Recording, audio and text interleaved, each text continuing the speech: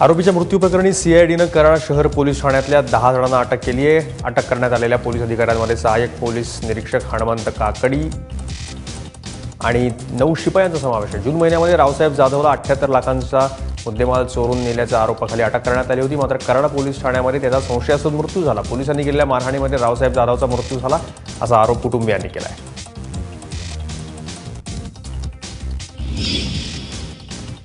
सांगली जिल्हा बँकेची तब्बल 18 तास आयकर विभागाच्या अधिकाऱ्यांनी कसून चौकशी केली। काल दुपारपासून या चौकशीला सुरुवात झाली। रात्रभर बँकेच्या कागदपत्रांची तपासणी करण्यात आली।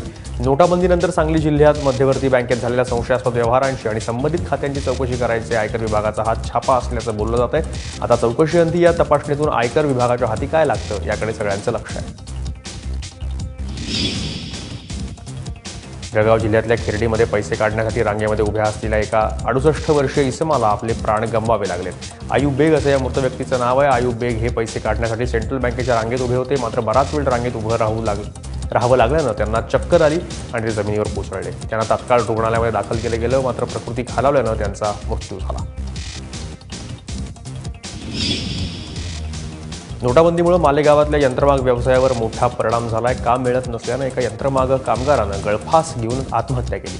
मदनीनगर भागामध्ये राहणाऱ्या चांद उमर या इसमानं राहत्या घरामध्ये गळफास घेऊन आत्महत्या केली। नोटाबंदीनंतर काम मिळत नसल्यानं चांद उमर हे विवंचनेत होते आणि याच विवंचनेतून त्यांनी आत्महत्या केल्याचं त्यांच्या कुटुंबियांचं म्हणणं आहे। या प्रकरणाची पोलीस तपास करत आहेत।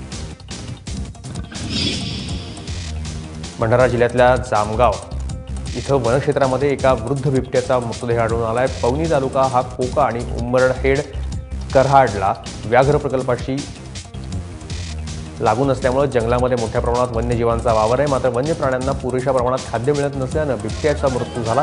तर दुसऱ्या घटनेमध्ये एका रंगव्याच्या खुरी रोगामुळे मृत्यू झालाय। दोन्ही वन्य प्राण्यांचं शवविसर्जन करून मृतदेह जंगलामध्येच पुरण्यात आले।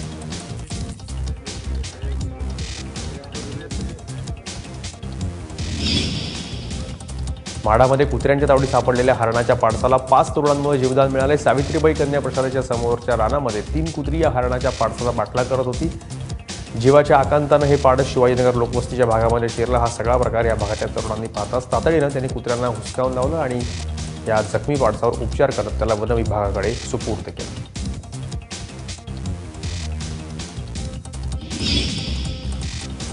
नाशिक पुणे महामार्ग चौपदरीकरणाच्या कामामुळे संगमनेरमधलं एक गाव काळ्या पाण्याची शिक्षा भोगत आहे। महामार्गाच्या कामाची जबाबदारी असलेल्या मॉन्टे कार्लो कंपनीनं संगमनेरमधल्या डोळासणे शिवारामध्ये खडी आणि डांबर प्लांट उभारला। मात्र या प्लांटमुळे जवळच असणाऱ्या सतीची वाडी या गावातल्या ग्रामस्थांचं आरोग्य धोक्यात आलं। याबाबत कंपनीच्या प्रशासनाशी संपर्क साधला असता त्यांनी कॅमेऱ्यावर काहीही प्रतिक्रिया देण्यास नकार दिला। कॅशलेस व्यवहारांना चालना देण्यासाठी बीडमधल्या बँक ऑफ इंडियानं ग्राहकांसाठी SBI इन टच ही शाखा सुरू केली आहे। या शाखेत बँक खातं उघडण्यापासून सर्व प्रक्रिया या मशीनमार्फतच होतील। 2च कर्मचारी असलेल्या शाखेमध्ये कोणत्याही कामासाठी रांग लावायची गरज नाही। आधार कार्ड आणि पॅन कार्ड वापरून अवघ्या काही मिनिटांमध्ये ATM कार्ड तुमच्या हातामध्ये पडेल आणि बँकेचे सगळे व्यवहार केवळ एका क्लिकवर करणं त्या सोयीमुळे शक्य होईल।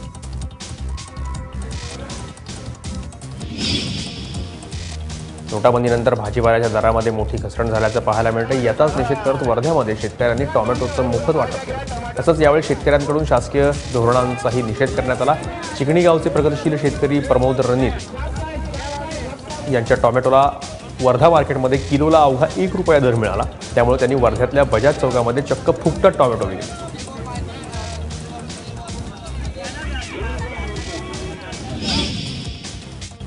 महाराष्ट्र शासनानं शेतीला चालना मिळावी म्हणून शेतकऱ्यांना हरितगृह, शेडनेट, शेततळी आणि कांदा चाळ उभारण्यासाठी अनुदान द्यायचं मान्य केलं।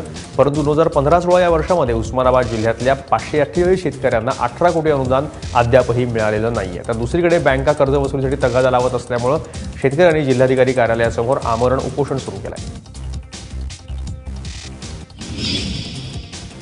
शेतमालाला योग्य भाव मिळत नसल्यानं धुळे जिल्ह्यातल्या साक्रीच्या शेतकऱ्यांनी आपल्या मुलाबाळांसह जिल्हाधिकारी कार्यालयावर मोर्चा काढला। यावेळेस आंदोलक शेतकऱ्यांनी पालेभाज्या आणि फळभाज्या सोबत आणल्या होत्या। शेतमालाला भाव मिळत नसल्यानं शेतकरी आर्थिक संकटात सापडलाय।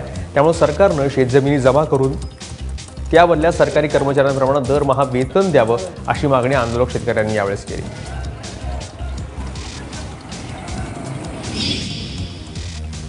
पंढरपूरच्या विठ्ठल मंदिरामध्ये येणाऱ्या भाविकांची गणती करण्यासाठी ह्युमन बॉडी सेन्सर यंत्रणा कार्यान्वित केली गेली आहे. त्यामुळे दररोज किती भाविकांनी दर्शन घेतलं याचा अचूक आकडा मंदिर प्रशासनाला समजतो आहे. आषाढी आणि कार्तिकी यात्रेच्या वेळेस दर्शनासाठी मोठी गर्दी असते. अशा गर्दीवेळी मंदिरातल्या आणि दर्शनाबारीतल्या लोकांना दर्शनासाठी किती वेळ लागणार याची माहिती देखील या यंत्रणेच्या माध्यमातून मिळेल.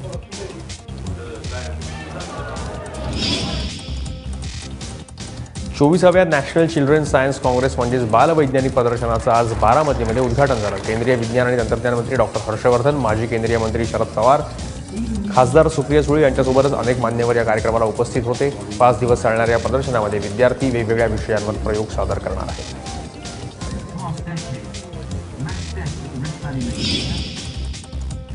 गडचिरोलीतल्या राज्य कर्मचारी संघटनेच्या कर्मचाऱ्यांनी विविध मागण्यांसाठी तहसील आणि जिल्हाधिकारी कार्यालयासमोर निदर्शने केली. केंद्राप्रमाणे राज्य कर्मचाऱ्यांना महागाई भत्ता द्या, नोकर कपात रद्द करा, रिक्त पदं भरा, कोतवालांना चतुर्थ श्रेणीचा दर्जा द्या, शिपायाच्या एका पाल्याला नोकरीत घ्या या मागण्यांसाठी हे आंदोलन करण्यात आलं.